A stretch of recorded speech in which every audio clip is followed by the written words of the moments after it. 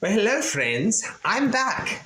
Well, I want to come online today to talk about something that I'm noticing that goes online on social media, and it's the story of a young trans individual called Nex. Let me dive into that today on the Sky.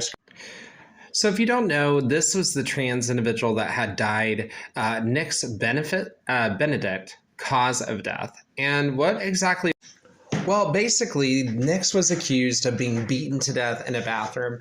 And I had shared on the Scare Scribe a video that a content creator had said about it because it did seem pretty convincing that they had actually had a case of brutality. But the reality is that this particular case actually was because of the drugs that they were on that caused damage to their body.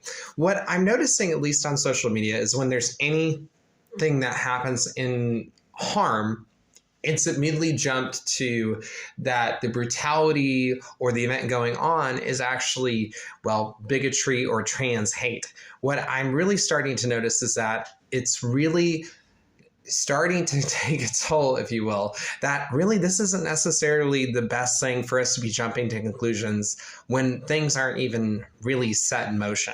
And a lot of the things that people, well, while wanting to protect people who are trans, it does cause people to really, well, demonize people who aren't part of the LGBTQ and the like. So if we are going to raise awareness and want people to really respect others, then we really can't jump to conclusions, because the reality is that when we have been seeing this story develop, it really means that the narrative of those things, really can be controlled very, very quickly. It's also one of the reasons why people are debating on shutting down TikTok entirely.